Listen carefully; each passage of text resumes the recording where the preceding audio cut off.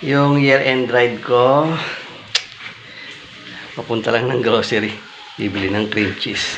Oh no. Yung iba, long ride. Ako yung year-end ko, para sa isang cream cheese.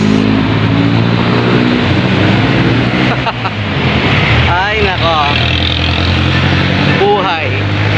Hala siya, oh. Ang daming tao. 3 piraso lang bibilin ko. Good luck to me.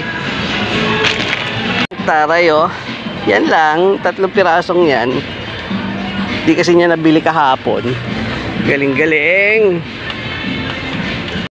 As usual, okay na ulit. Yan, nakabalot na.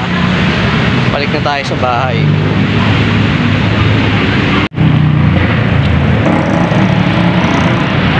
Taray. Wala pang 2 kilometro yung ride ko. Oh my God. Manong. Anyway guys, Happy New Year na lang. Happy Holidays. Ay naka. Ang pangit kabanding ni 2024. Sana 2025 maging okay na. Sana lang. Sana lang, sana lang. Okay, so alright brother, sisters.